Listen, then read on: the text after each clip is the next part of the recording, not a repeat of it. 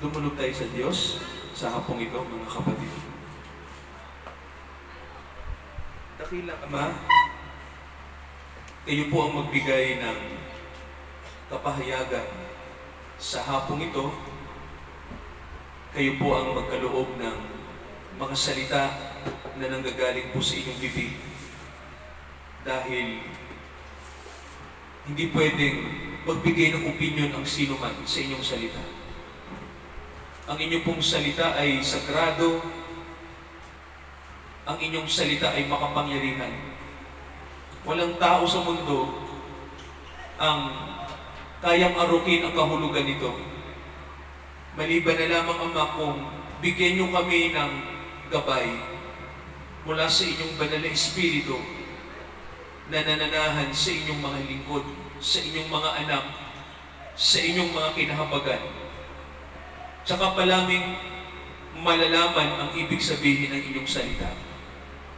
Kaya tulungan niyo kami, Ama, na maintindihan namin ang kalooban niyo dahil walang ibang paraan upang makaunawa kami malibang ibigay niyo sa amin ang pagkaunawa. Ibigay niyo ito sa inyong mga lingkod, sa inyong mga hinirang, sa inyong mga tinawag. Dahil kailangan namin ng inyong tinig na nagbibigay sa amin ng katatagan, pag-asa, at higit sa lahat, upang malaman namin ang katotohanan niyo. Samahan niyo kami sa hapong ito. Pangunahan niyo po ang aming fellowship, ang aming paglilingkod na ginagampanan. Nawa po, malugod kayo sa puso namin.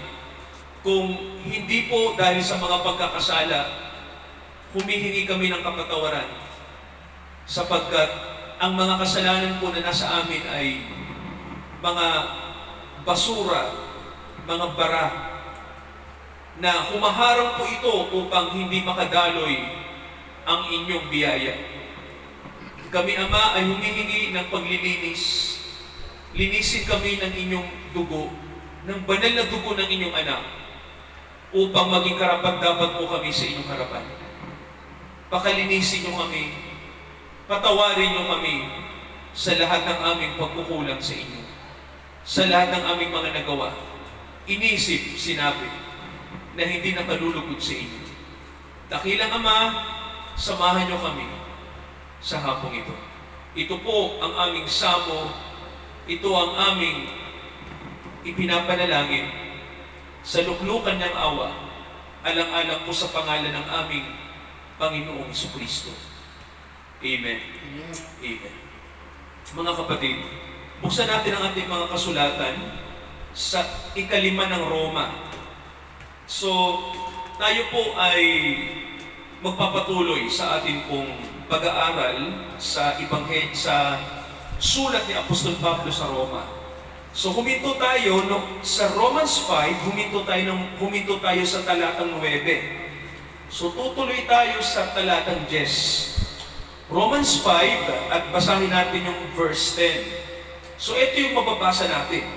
Sapagkat kung noon tayo'y mga kaaway, pinakipagkasundo tayo sa Diyos sa pamamagitan ng kamatayan ng kanyang anak.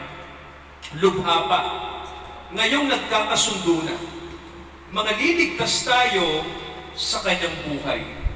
Hindi lamang gayon, kundi tayo'y nagagalak naman sa Diyos sa pamamagitan ng ating Panginoong Jesucristo, na sa pamamagitan niya, tinamo natin ngayon ang pagkakasundo. Kaya kung paano sa pamamagitan ng isang tao, pumasok ang kasalanan sa sanlibutan, at ang kamatayan sa pamamagitan ng kasalanan. At sa ganito, ang kamatayan ay naranasan ng lahat ng mga tao, sapagkat ang lahat ay nagkasala. Sapagkat ang kasalanan ay nasa sanglibutan hanggang sa dumating ang utos ng Diyos. Ngunit hindi ibinibilang ang kasalanan kung walang kautusan. Bagamat ang kamatayan ay naghari mula kay Adan hanggang kay Moises. kahit doon sa hindi na nagkasala tulad sa pagsalangsang ni Adan na siyang anyo ng darating. Tuloy ko na po sa verse 15, sabi rito, gayon din ang kaloob na walang bayad ay hindi kaya ng pagsuway. Sapagkat kung sa pagsuway ng isa, namatay ang marami, lubha pa ngang sumagana sa marami ang biyaya ng Diyos. At ang kaloob dahil sa biyaya ng isang lalaki, si Jesucristo. Samahan tayo ng Diyos sa kanyang mga salita na magbigay nawa sa atin ng karunungan. Sabihin nga natin mga kapatid, pakikipagkasundo sa Diyos. Yan. So, alam niyo po, di ba napag-usapan po natin noong nakaraang mga linggo na dati, nang ang tao po ay kasundo pa ang Diyos, walang problema sa mundo. Di ba mga kapatid? Pero nang sumuway ang tao sa Diyos, nagkaroon ng, kumbaga tita, nag-break up, no? Nagkaroon ng hiwalayan ang Diyos at ang tao. Nagkaroon ng alitan. So, di ba? Nagbigay tayo ng mga halimbawa. So, tinanong natin na ano ba yung paraan para muling magkasundo ang tao at ang Diyos? So, ang sabi ng Biblia, nagpadala ang Diyos ng tigapamagitan. Di po ba, no? Para ang Diyos at ang tao na magkaaway ay magbati. Amen po ba? So, magkaroon tita ng kaayusan. Kasi tita, kumbaga sa relasyon, nasira eh. No? Nasira eh. So, ngayon, ang tao, ayaw niyang makipagkasundo sa Diyos. Pero ang Diyos, gusto niyang makipagkasundo sa tao. Kaya po, Diyos ang gagawa ng paraan para tayo po ay makipagkasundo muli sa Kanya. So, ang pakikipagkasundo po sa Diyos, alam niyo po, ito'y biyaya na gawa din ng Diyos. Di ba mga kapatid, no? Nang ipagkaloob niya ang kanyang anak. So, maganda po, malaman natin yung salitang pakikipagkasundo, no? Maintindihan natin yung salitang yan. Meron dito sa Biblia na salita na medyo misteryoso kung hindi natin maiintindihan. Yung salita po dito na tinutukoy ko po, yung tinatawag nating pakikipagkasundo, sa Ingles ang nakalagay, atonement. No? Sabihin nyo nga mga kapatid, atonement. Atonement. Ayan, so, yung atonement, mga kapatid, no, mababasa nyo yan sa King James Bible sa verse 11. Ito po, no? Yung Romans 5:11 na ang sabi dyan, tayo ay nagagalak sa Diyos sa pamamagitan ng Panginoong Jesucristo, na sa pamamagitan niya, tinamo natin ngayon ang atonement. Yan ang nakalagay, no? So, sa Tagalog, ang nakalagay po, pakikipagkasundo. Ayan, no? So, hindi ko po alam sa mabuting balita kung ano ang nakalagay eh. Yung salita sa verse 11, tita, yung huling ginamit na translation ng mabuting balita. Ano pong nakalagay, tita, sa verse 11? At hindi lamang iyan, tayo'y nagagalak at nagpupuri sa Diyos sa pamamagitan ng ating Panginoong Jesucristo, sapagkat dahil sa Kanya ay tinanggap tayo bilang mga kaibigan ng Diyos. Oh, so, ang nandiyan naman, tita, tinanggap, no? Tinanggap tayo. Yan, no? Dito naman po, sabi, pinakipagkasundo. Yan. Sa English, ang nakalagay po, atonement, no? So, mga kapatid, mahalaga na malaman natin ang kahulugan ng atonement. No? Kasi po, ano yan eh, may lalim po yan, ano, sa Biblia. Alam niyo po yung salitang atonement, no? Yung pakikipagkasundo po. Mababasa po natin yan kung kayo po may internet. Makikita niyo po yung ibig sabihin ng salitang atonement sa salitang Hebrew. Ang nakalagay po ay kapar. Ang ibig sabihin po ng atonement o kapar, alam niyo po, ang ibig sabihin ay to cover. Alam niyo po, di ba? Di ba ang nakalagay, pakikipagkasundo lang, ang ibig sabihin ng atonement. No? Pero sa ibang kahulugan, ang ibig sabihin po ay to cover, tinakpan. No? May tinakpan. No? Kumbaga parang ganito mga kapatid, di ba? Pag sinabi kasi tinatakpan, halimbawa, ano po magandang example? Halimbawa, yung bubong mo butas. O, di ba?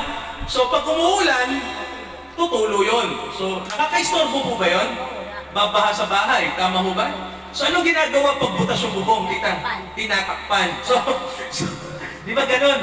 So, pag ano po, yung salitang tinatakpan, kasi tita, kaya mo tinakpan dahil ano tita? Tumutulo eh. So, ibig sabihin may puwang. Di ho ba? Para kapag may puwang, hindi maganda. Kasi, kumbaga po, hindi maayos, tita, no? Kaya mo tinakpan para maayos.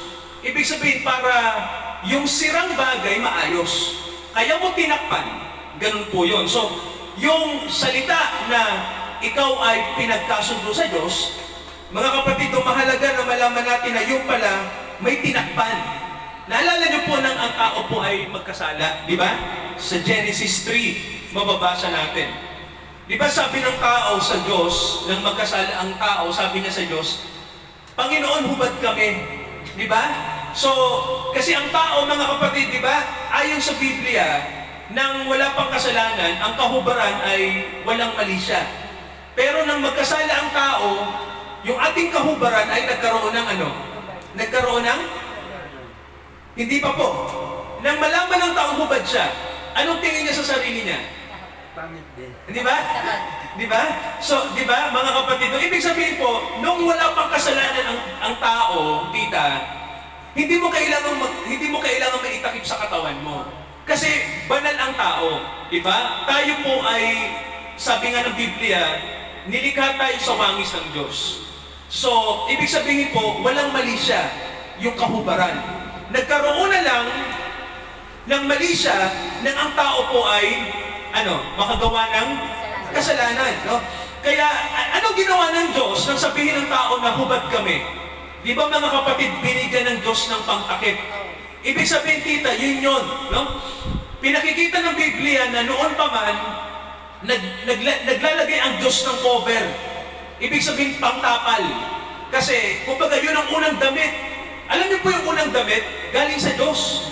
Di ba? Pero, di ba napansin niyo, ang tao, nang makitang hubad siya sa kasalanan niya, anong ginawa ng tao? Nagtahi. Mababasa niyo sa Genesis 3. Kumuha ng mga dahon, di ba? Tapos, tita, ginawang damit, di ba? Pinagtahi-tahi, isinuot.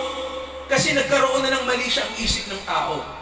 Di ba? Gumawa tayo ng unang damit, pero inalis ng Diyos yun at pinalitan ng damit na galing sa Diyos. Yung damit na ipinalit, tita, ang sabi ng Biblia ay galing sa balat. So, ibig sabihin, yung unang leather, sino unang gumawa ng unang leather? Sino gumawa? Ang Diyos, di ba? May pinatay na hayop, tapos yung balat ng hayop, ginawang damit sa tao. So, alam niyo mga kapatid, no, yun ay simbolo ng atonement. Ibig sabihin po, may tinakpan. So mga kapatid, no, basahin natin yung Hebrews 9, no? Verse 22. Ano pong nakasulat dito? Tingnan nga natin. Hebrews 9, basahin natin yung talatang 22. Okay, eto no, pansinin niyo po ito. Ano ba yung ginamit na instrumento ng Diyos para takpan ang kasalanan ng isang tao na nagkasala? So eto po ang sabi. Ayon sa kautusan, sabi po sir, nakita niyo sir? Hebrews 9:22. Okay, sige po. Sige nga sir, basahin natin. Pakinggan niyo po ito, no? Yung 9:22 po. Hebrews 9:22. Sa katunayan, sa ilalim ng kautusan, halos lahat ng mga bagay ay nililinis ng dugo. At kung walang pagganap ng dugo, ay walang kapatawaran ng mga kasalanan. Napansin niyo ba? No? So may tanong tayo, tita. Di ba tita, sabi ng Biblia, gumawa ang Diyos ng damit galing sa hayop. So anong ibig sabihin? Anong ibig sabihin nun? Yung hayop ay, bago gawing damit yung kanyang katawan, ano mo na gagawin sa hayop? Patayin. Papatayin. Napansin niyo, tita, may dumanak na dugo. Di po ba? Para lang ipangtakip at gawing damit ng tao. Napansin niyo po? May pinatay para lang takpan ang ating kahubaran. Napansin niyo po? So, ibig sabihin mga kapatid, simplihan natin, yung ginawa nating kasalanan, may naging resulta yon. May namatay. Tama po ba? So, kung titingnan niyo po, alam niyo tita, ano ang Diyos, no? Marunong siya kasi may pinakikita siya sa atin na realidad. Napansin niyo po ba na para tayo makinabang, napansin niyo po ba? Kailangan may mamatay. Napansin niyo po? Di ba mga kapatid, napansin niyo po ba yun? Na bago ang tao mabuhay, bago tayo makinabang, di ba may namamatay? Ibig sabihin may nagsasakripisyo. Di ho ba, no? Kailangan may mamatay para may mabuhay. Napansin niyo po ba yung prinsipyo na yon? Kailangan may mamatay para may mabuhay. So kung titingnan niyo mga kapatid, yung ganung sistema, nasa mundo po ba natin yung ganung sistema sa palagay niyo po? Kailangan bang may mamatay para may mabuhay, tita? May sistema bang ganyan sa mundo? Tama. Alam niyo po, nangyayari yun. Di ba mga kapatid, o tingnan niyo po makinig kayo. For example, ganito. Yung gulay, bago nyo kainin. Tita, ano ginagawa sa gulay? O nga, pero di ba yung gulay, tumutubo, buhay. Pero aalisin mo siya, kailangan mong patayin. Di ba? Lulutuin mo para kainin. Di ho ba? So may tanong ako, yung karne. Okay, so ilang manok ang namamatay sa bawat oras? Ilang baboy, ilang baka? Di ho ba? Para ang tao may makain. Napansin nyo mga kapatid na para lang may mabuhay, may kailangang mamatay. Napansin nyo po, ang mundo naging ganun. Kaya po, alam nyo po, eto kahit po sa kaligtasan natin, di mo ba may namatay? Kasi kung walang mamamatay, hindi, eto may particular na namatay. Isang persona ang namatay para mabuhay ang sino man. Di mo ba? So anong mga kapatid, no? Parang naging law ng Diyos, no? Parang naging, kumbaga po, parang yun ang naging order. Napansin niyo po, no? Kaya po, sa totoo lang, dapat mahiya tayo sa Diyos. Yun ang totoo. Kasi mga kapatid, matindi yung, matindi po yung ganong sistema na kailangan may mamatay para may mabuhay. Ganun po ang nangyayari, no? Kaya di ba, kanina binasa sa atin na kung walang pagdadalak ng dugo, walang nalilinis, walang nabubuhay. Ganun po yun. O basahin pa natin yung isang talata. Hebreo 9:13. Anong sabi mga kapatid? Hebrews 9:13. Okay, tingnan nyo po Okay. Ano pong sabi mga kapatid? Okay, pakinggan nyo to. Hebreo 9:13. Sapagkat kung ang dugo ng mga kambing at ng mga turo at ang abo ng mga dumalagang baka na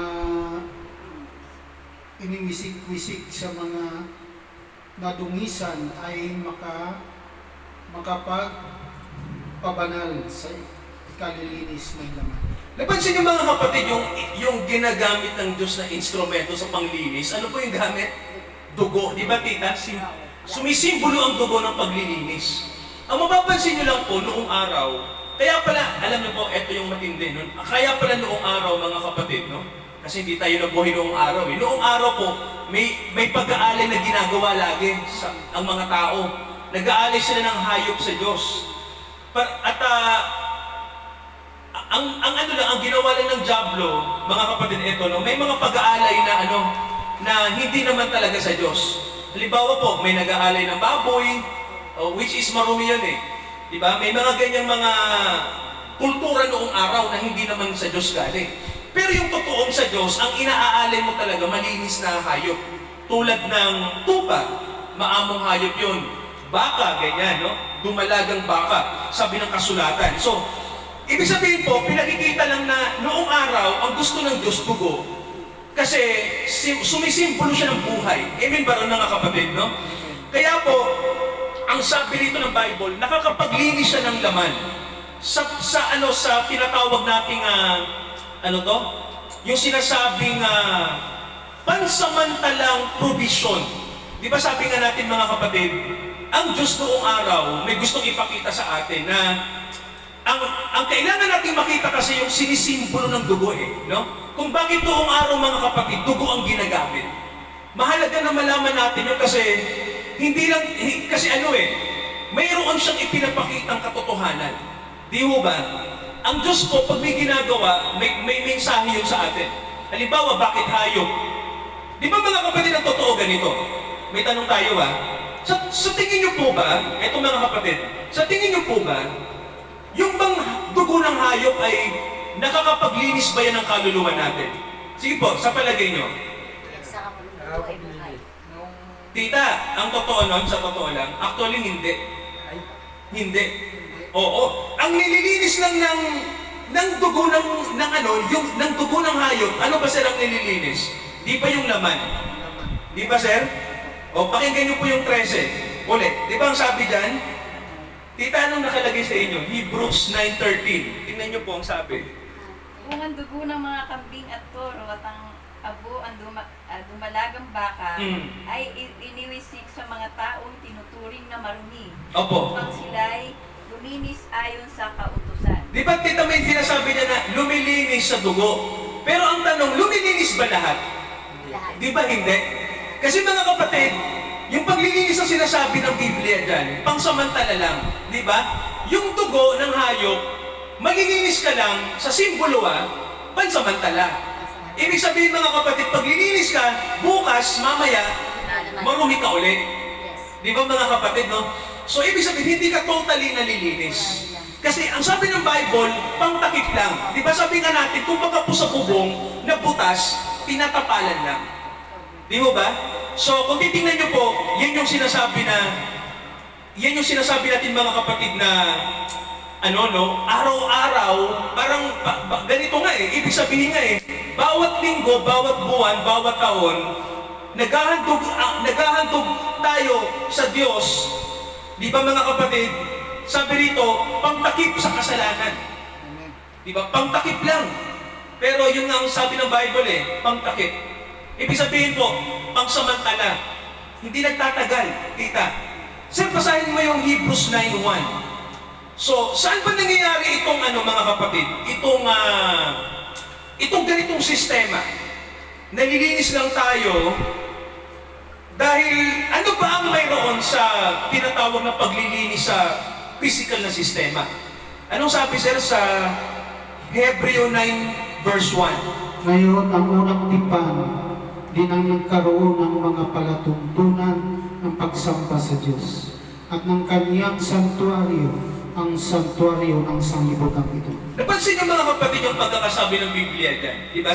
Ang sabi po, ang paglilinis kasi noong araw, at kahit ngayon ginagawa pa rin natin, ang tingin natin ganito, sa pamamagitan ng mga simbolo na ginagamit natin, nalilinis tayo.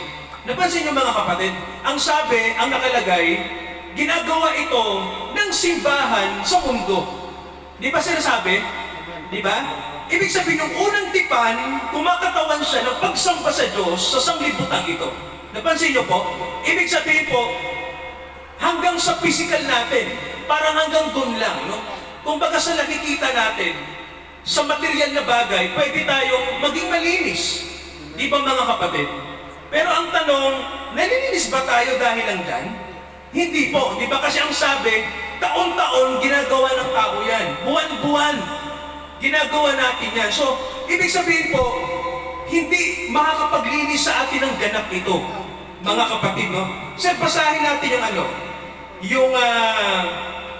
yung pong 7 to 8 ng Hebreo 9. Ano pong sabi? Ito mga kapatid, pakinggan nyo.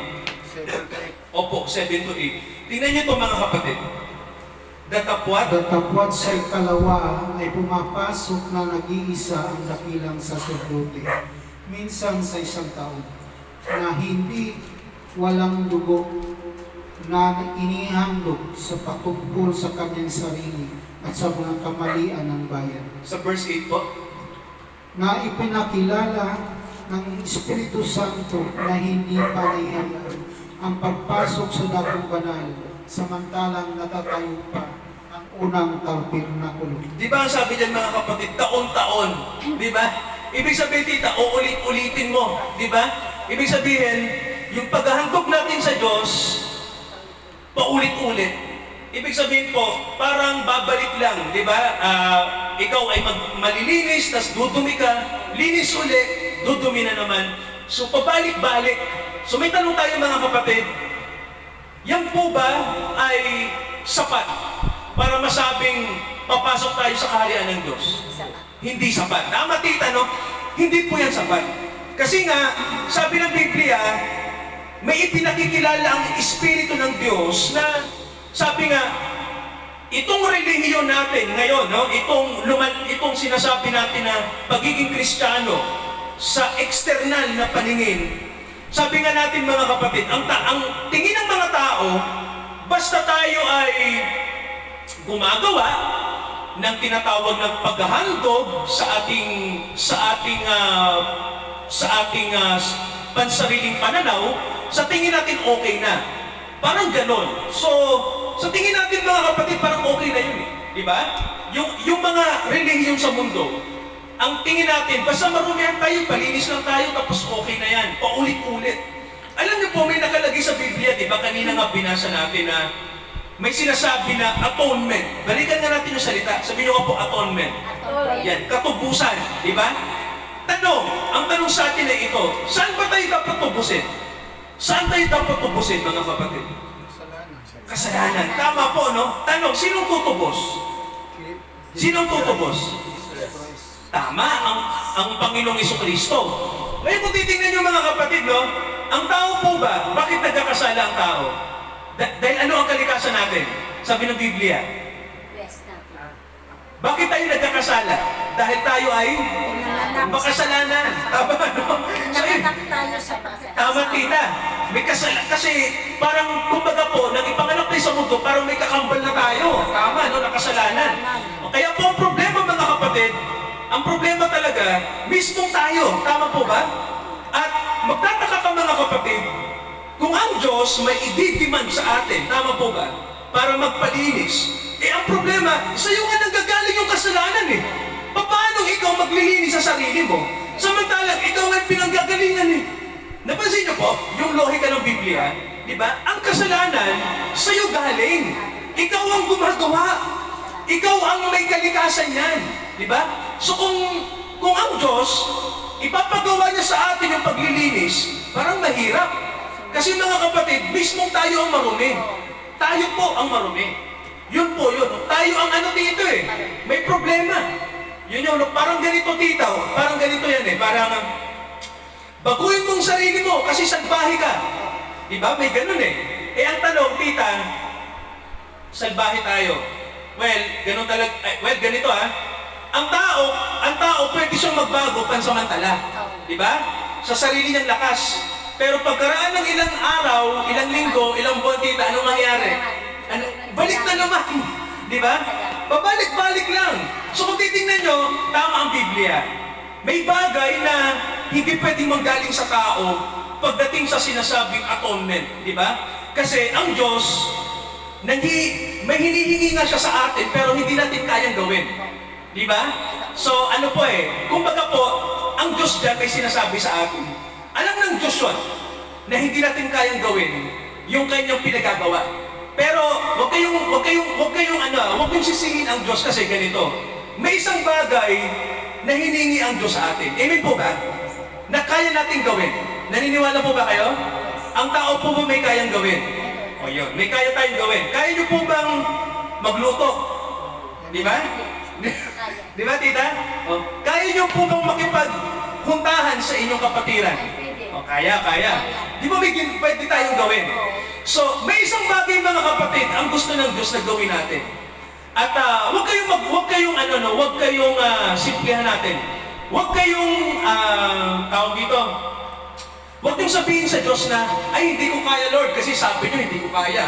Hindi may isang bagay na kaya niyo. Alam niyo kung bakit? Sabi nga, di ba ng Bible may nakalagay, magagawa ko ang lahat ng bagay. Tama po ba? Sa pamamagitan nino? Lord. Yon! Di ba may nakalagay sa Philippians, mahal? Anong sabi doon yung verse? I can do all things. Di ba sabi? May nakalagay na, ano sir? Oo, di ba? Alam niyo po yung talatang yon? I can do all things through Christ who strengthens me. Magagawa ko ang lahat ng bagay. Di ba? So kung titingnan niyo po, may kayang gawin ba pag sinabi ng Diyos na magagawa mo to? Kaya ba natin? Kaya. Oo. So kung titingnan niyo po, mga kapatid, ano ba itong bagay na ipinagagawa ng Diyos? Siya rin ang magbibigay ng assistance sa atin. Amen po ba? Siya rin po ang magbibigay ng assistance doon. Opo. Ang ano po dito, ang pinakikita lang ng Biblia sa atin, kahit nga po sa atonement na sinasabi ng Bible, actually, limitado nga tayo eh. Paulit-ulit lang tayo. Tama po ba? Pero ang Diyos nandyan para ibigay niya yung assistance sa atin. Actually, hindi nga assistance ang binigay niya eh. Actually, ano nga eh, kabuuhan ng biyaya ang kanyang ibinigay sa atin. So, basahin natin yung ano, yung Hebrews 9, 9 to 10. Ito po yung sagot, mga kapatid, no? Ito pala basahin natin yung 11 to 12. Ayan, ito po. 11. Okay. Hebrews 9, 11 to 12. Okay, hanggang dito tayo. Ngunit pagdating ni Kristo na dakilang saserdote ng Yun. mabubuting bagay na darating, sa pamamagitan ng lalong malaki at lalong sakdal na tabernakulo na hindi gawa ng mga kamay sa makatuwid bagay, hindi sa paglalang na ito. May napansin po kayo mga kapatid, no? Doon sa ginawa ng Panginoon ng pagtubos. Napansin niyo po? Sabi rito, but Christ, nakita niyo po, di ba? But Christ being come bilang high priest, di ba? Dumating si Kristo bilang mataas nating saserdote. Nakita niyo po? Ng mga bagay na darating. Sabi rito ng Bible, by a greater and more perfect tabernacle. Napansin niyo po mga kapatid, di ba? Ano pong sinisimbolo ng tabernakulo? Yung pong pinagsasambahan. Ano pong simbolo nun? Paglilingkod. Di ba? Paghahandog. Di ba ginagawa natin sa simbahan yan? Naglilingkod, naghahandog. Ang sabi mga kapatid, ang nakalagay, mayroong perpektong tabernakulo. Nakita niyo po, di ba? At ang sabi mga kapatid, eto, hindi gawa ng mga tao. Nakita niyo po, hindi gawa ng ating kamay. Di ba? At sabi rin po mga kapatid, hindi rin sa mga gusali ng mga relihiyon. Napansin niyo po, spiritual. Napansin niyo na ang gusto ng Panginoon mga kapatid, tayo ay maligtas sa kabuuhan. Amen po ba? Sabi nga sabihin niyo nga po, body, soul, spirit. Yan. Ibig sabihin po, katawan, kaluluwa, espiritu. Ibig sabihin, kailangan lahat ng ito, iligtas ng Diyos. Amen ba mga kapatid, no? Kaya po kung titingnan niyo, sabi ng Bible sa atin, ang makagagawa lang na iligtas tayo mula sa kasalanan ng ating katawan, kasalanan ng ating espiritu, kasalanan ng ating kaluluwa, ang sabi mga kapatid, nang dumating na yung high priest natin, di ba? Yung mataas na saserdote. Sino po ba siya? Sino po ba yung mataas nating saserdote? Ang Panginoong Jesucristo, di ba? Mga kapatid, no? At ang sabi ng Bible sa atin, hindi ito galing sa ating mga kamay. Kumbaga po, galing sa Diyos. Hindi rin magagaling yan sa mga building ng mga relihiyon. Di ba mga kapatid? Napansin niyo po? Di ba? So, inaalis sa tao na kaya natin gawin. Diyos ang may kakayanan. Siya ang mag-a-assist sa atin. Sir, anong sabi ng verse 12? Basahin niyo po. Yung 12 po.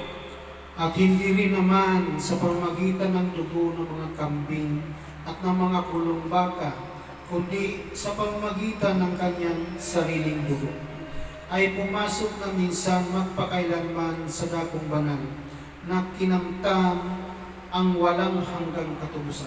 Mga kapatid, gusto kong tingnan niyo po yung salitang ito. No? Walang hanggang katubusan. Napansin niyo po yan? Eternal redemption. Napansin niyo po? Yung salitang eternal redemption. Ibig sabihin po, mayroong sinasabi sa Biblia na pagtutubos na eternal. Amen po ba? Hindi yan po ulit-ulit. Mga kapatid, no? Yan po ay once and for all. Napansin niyo mga kapatid? Eternal yan. Yan ang sabi ng Bible, ha? Di ba napansin niyo? At yan dugo na yan. Di ba anong sabi ng Bible? Ang ipinanglinis sa ating dugo. Di ba? Hindi dugo ng hayop. Okay? Hindi rin dugo ng tao. Mga kapatid, okay? Anong dugo to? Tama. Ano sabi rito? Kanyang sariling dugo. Yan ang sabi ng Bible. At ang sabi mga kapatid, dito, kakamtan ang walang hanggang katubusan. Ibig sabihin po, sabihin nyo nga po, dugo ng Diyos. Ayun. Yan mga kapatid yung matindi. No? Alam niyo po yung dugo na yan, mga kapatid, sa totoo lang ito, no? Di ba ngayon, napapakinggan natin ito, di ba, sa tenga natin. Alam niyo po ba na yan yung dugo na yan ay sumisimbolo ng buhay ng Diyos. Di ba mga kapatid? Ano po bang sinisimbolo ng dugo?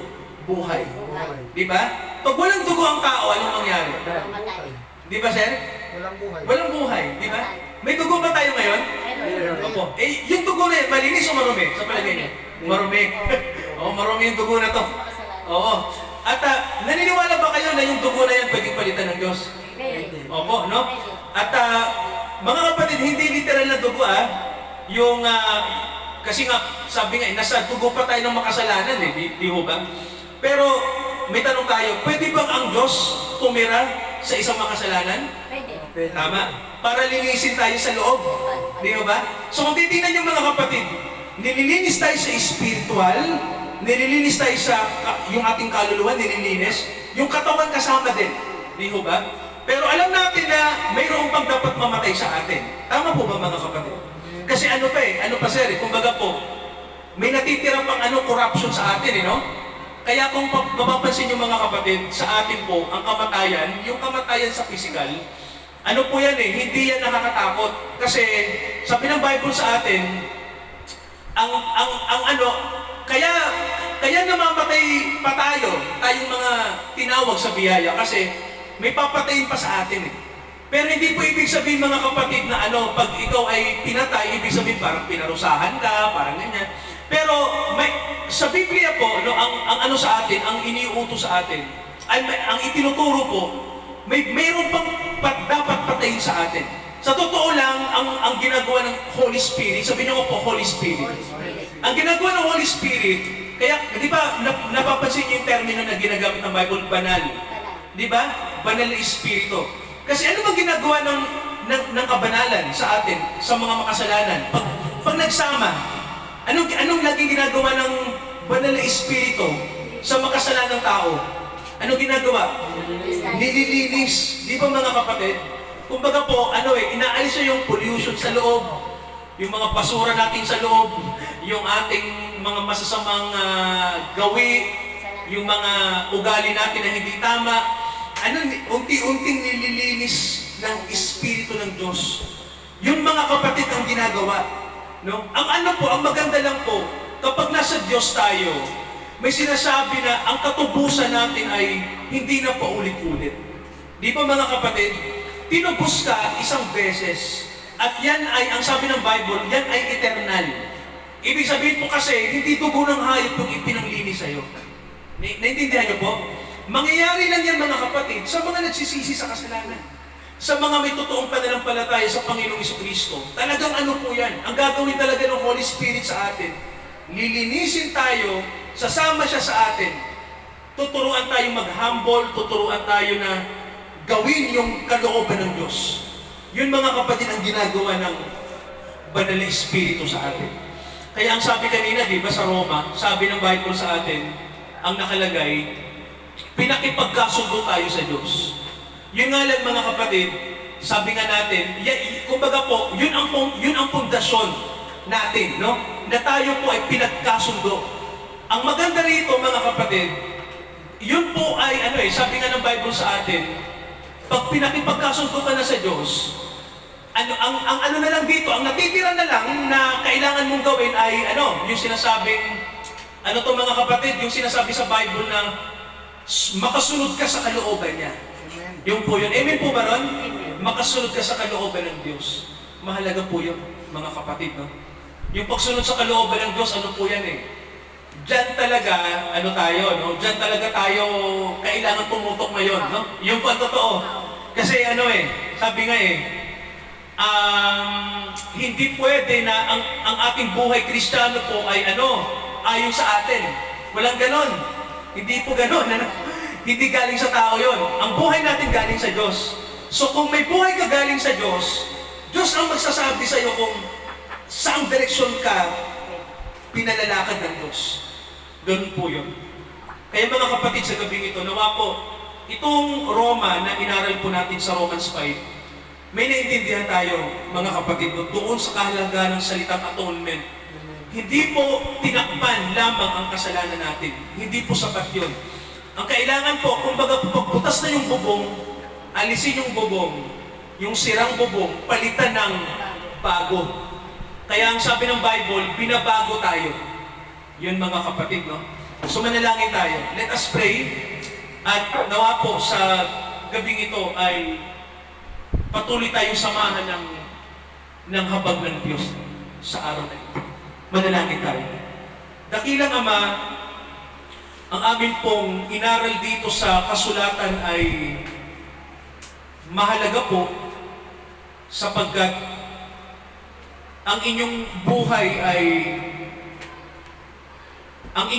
Ama, ay inyong ipinakita, ipinagkaloob sa mga hindi karapat-dapat na mga tao tulad namin, na inyong ipinaging karapat-dapat, bagamat hindi karapat-dapat. Ito'y mahalagang bagay, Ama, sapagkat ang katotohanan nito na ginawa niyo po, nagpapakita lamang, Ama, na mahabagin kayo at ayaw niyo pong mapabayaan ang inyong mga hinirang. Turuan niyo kami, Ama, na ang inyong ginawang pag-ibig sa amin, ang ipadala niyo ang inyong buhay, ang inyong anak. Ito po ay huwag namin i-reject. Huwag namin itong tratuhin na parang bagay lang ng relihiyon, mga salita lamang sa pulpito na pwede namang lumabas sa aming tenga mamaya. Turuan niyo kami na itong bagay na ginawa niyo ay napakahalaga para sa kaligtasan ng tao, para sa kaligtasan namin. Ang nais ninyo, Ama, tumugon kami ng may pagsisisi at pananampalataya sa inyong ginawang pagtubos. Sapagkat hindi kaya ng tao na tubusin kami, tubusin ang kanyang kapwa. Kayo lang ang may kapangyarihang gawin ito. Samahan niyo kami sa gabing ito. Nawa, Ama, bigyan namin ng kahalagahan ang inyong ginawa. Sapagkat mahirap po na hindi namin ito maintindihan. Dahil sa panahong ito, darating na po ang inyong kaharian. Darating na ang Panginoong Jesucristo. Dalangin namin, Ama, maging handa kami sa pagdating ng hari ng mga hari, sapagkat lahat kami, kung wala pa kami sa biyaya, haharap kami sa inyo at magsusulit kami lahat ng kaluluwa nang wala pa sa biyaya sa panahong ito, na nauunawaan ito ngunit hindi inuunawa. Tunay, Ama, na hindi ito magiging maganda sa amin. Darating ang panahon, papairalin niyo ang inyong katarungan sa mundo.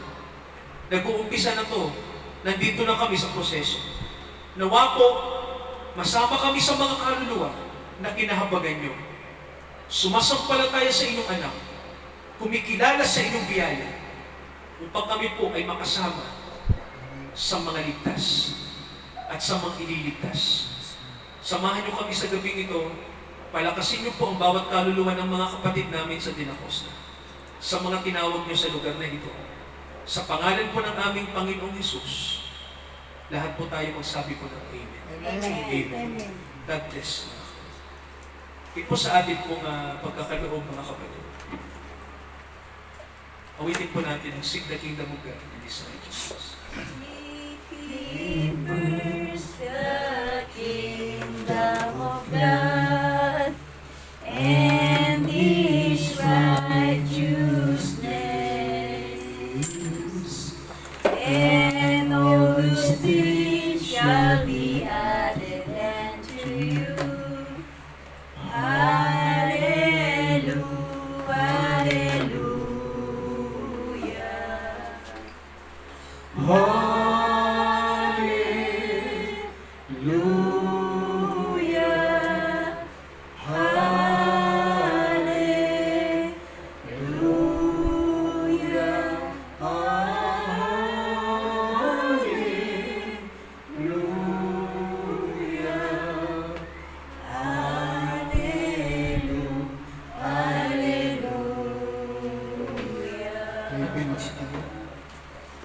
Seek ye first the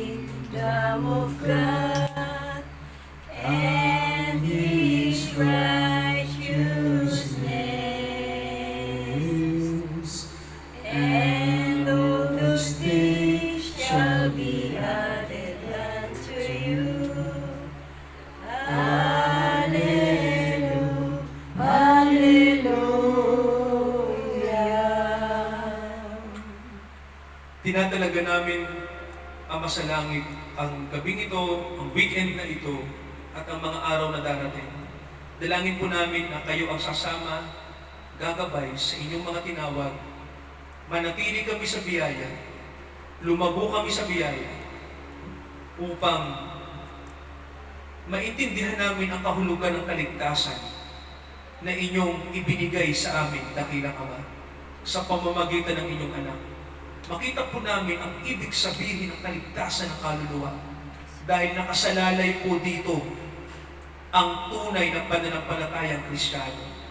Dalangin po namin ang inyong salita patuloy niyo pong ipahayag sa inyong mga tupa, sa inyong mga hinirang. Ito ang aming panalangin sa Diyos na sa atin ay nagbigay ng kapahayagan. Patuloy niya tayong samahan at ibigay niya ang salita at ang kapahayagan na kailangan nating malaman mula sa langit. Palakasin niya tayo ngayon at hanggang sa muling pagdating ng ating Panginoong Hesukristo. Amen. Amen. Amen. Amen. Amen.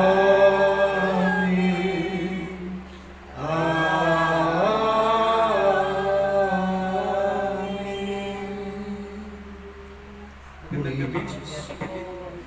Meron po tayong announcement bago po tayo kumain. So, mga kapatid, ano po, tawag dito? Sa Sabadong darating. Sa Sabadong darating ay September 30. So, yun yung huling Sabado. So, nung Sunday kasi mga kapatid, nag-meeting kami kung na ano po yung availability ng huwag tayo magmaytag kinakailangan. Ano yung araw na pwedeng nandoon tayo. Kasi po pag September ay ano po, Thanksgiving, pasasalamat ng sambayanan ng Diyos. Yan. Tuwing September po, meron tayong Thanksgiving na fellowship na ginagawa. So, ano po mga kapatid, na pag-usapan namin na sama-sama tayo sa Sabado sa ano po, ano tita? Anong pangalan ng resort? Don Antonio ba? Oo, sa tama ba? Don Antonio, oo. Ano man? The Dave Resort. Oo, sa Don Antonio, dito sa may resort sa Kaipian. Yun po, malapit lang sa Star Mall. So, ang ano po, Yung distance lang pag labo pa ng may opo, pagdating sa Star Mall, isang sakay lang po ng Egypt. Opo, kung may sasakyan naman, madali lang naman po makita. Sa resort lang. Opo, isang sakay lang ng Egypt papuntang Sampol, ganyan. So, ano po yon? Dito lang po yung sa may gawing kaliwa. So, alam naman ng mga driver. Sabihin lang yung resort ng Don Antonio. Alam na po Sa nila. chat na po ata. Inilagay. So, ano po? Doon po tayo magsisimba. At ano po? Sunod na Sabado. O, tita. Tapusan. Opo, sa katapusan, tita. Oo. Doon na tayo magsisimba. So, napag-usapan natin, napag-usapan po namin na kanya-kanya tayo ng dala, tapos pagsama-samahin na lang natin ng pagkain doon. Opo. So, dadala tayo ng pagkain, maganda po kayo ng pangtanghalian, pang merienda, ganun po. Tapos sama-sama na lang tayo doon, mga kapatid. So, ano po yon? Ang entrance po doon ay 170 sa matanda. Yan, magdala na lang po tayo ng pang-entrance. May discount ang senior. May discount naman pala ang senior. 120 po ang bata.